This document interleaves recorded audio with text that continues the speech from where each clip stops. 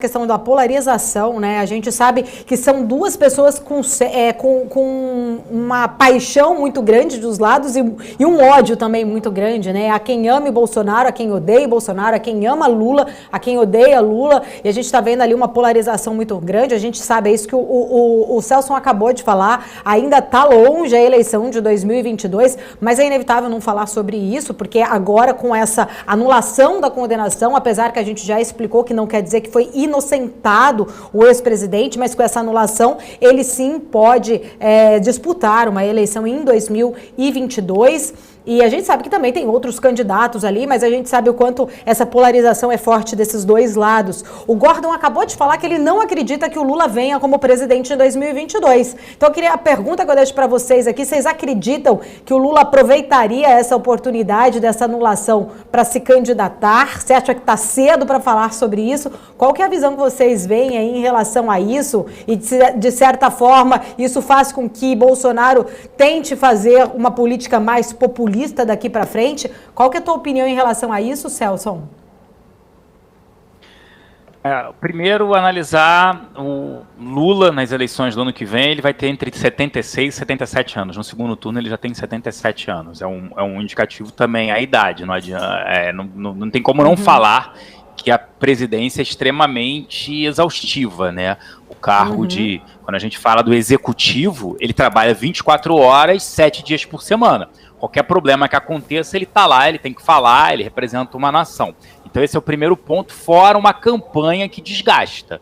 Isso aí, ele já passou por um processo, teve câncer, tudo isso. E acho que ele só virá, vai ter que primeiro vir. A gente só tem a parte de eleições ou intenções de voto, a gente tem de 2018, essa é a grande verdade. Então ele tinha ali entre 30% e 35% das intenções de voto. Precisaria rodar novamente agora, e eu acho que ele só vem se ele tivesse muita chance de vitória. Porque ele prefere ficar com o legado anterior, lá de trás, principalmente do primeiro mandato, aproveitou o boom das commodities, tudo isso. Então, o Brasil ganhou o Investment Grade, recebeu o Investment Grade, o selo, né, de bom pagador. Então, por isso que eu falo, ainda está longe para pensar nisso, é óbvio que a gente tem que falar, mas ele acaba mexendo ali no tabuleiro, né, principalmente da esquerda, que estava pensando, estava discutindo uma vinda, a gente estava o mercado discutindo um Ciro Gomes, dentre outros candidatos, e também alguém mais de centro, olhando centro, esquerda, e acho que ele retira isso, então vai polarizar. As discussões, como a gente está fazendo, elas vão ser muito em cima, Bolsonaro, Lula vem ou não, aí Moro, toda aquela discussão, eu acho que ela vai ficar de lado em relação a isso, mas é difícil, né, definir, depende dele, vai depender se a gente vai ter esse julgamento acelerado ou não, tem que levar primeiro para plenário no STF, para depois novamente julgar, e difícil ter tempo hábil, né, em duas instâncias novamente, para tornar inelegível, mas para vir teria que rodar novamente uma pesquisa, e ele se sentir confortável para não, digamos assim, não ter uma derrota ali e olhar para trás e falar, poxa, eu não preciso vir agora, né? Essa foi uma discussão no passado do próprio FHC. Não quero ir mais, não quero participar, é exaustivo, é cansativo, eu não quero participar por um processo também de campanha. Então vai ser uma decisão, acho que mais pessoal do que qualquer outra coisa. Queria saber a opinião então do Marco Saravalli. Fala, Marco. Bom dia. Não, eu concordo justamente acho que nessa última fala do Celso, se eu pegar a decisão pessoal, né? Acho que ligar hoje, perguntar a opinião, né, própria, pelo menos essa é a leitura que eu tenho, né, própria do Lula. Pensar no governo anterior, não no governo Temer, mas no governo Dilma, né, ele teve a possibilidade, né, pelo menos chegou a estar muito próximo de assumir um cargo, né, executivo, né, no ministério, enfim. Então acho que se ele tiver a oportunidade, eu acho que ele não perde pessoalmente a oportunidade. Mas eu penso também na questão, pensar na questão política, né, eu acho que pensar, por exemplo, na figura de oposição, a gente tem poucas opções, né? Então pensar assim, quem que seria uma oposição? Pensando estatisticamente, né, com as pesquisas que a gente tem hoje, né? A gente já viu na última eleição que não funciona, não teria uma transferência.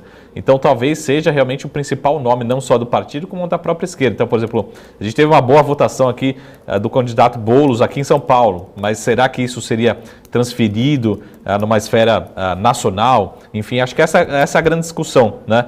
Então, assim, tem um outro nome, né, que poderia fazer essa oposição, né, principalmente vindo da esquerda. Existem outros nomes, mas será que você também não diminui a chance, né? Imagina você pensando como realmente uma batalha, uma guerra, né? Qual seria a probabilidade? Então, assim, pensando na pessoa, né? Se o ex-presidente tiver realmente a chance, acho que ele como pessoa ele vai escolher, sim, eu quero me candidatar. Pelo menos eu vejo isso como até a própria história dele.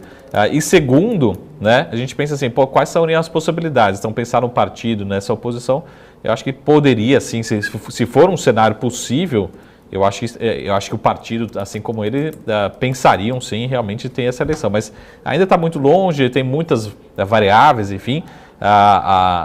Eu acho que o mais importante para nós investidores é como continua, né, o atual mandato do presidente Bolsonaro em 2021 e 2022, sabendo da possibilidade desse cenário. Tá? Então, eu acho que essa é a preocupação, a nossa preocupação para os próximos meses, para os próximos 2 anos, né? Então, acho que isso sim que muda o nosso bolso. A gente tem que perguntar menos assim, esquerda, direita, de cima, de baixo, né? Gosto ou não gosto, mas assim, o que realmente afeta na nossa questão fiscal, nosso endividamento, enfim, na nossa possibilidade de crescimento, segurança jurídica, né? E eu não estou falando aqui de um dia de bolsa, pode ser 2 anos de bolsa, como a gente já viu, né, Celso?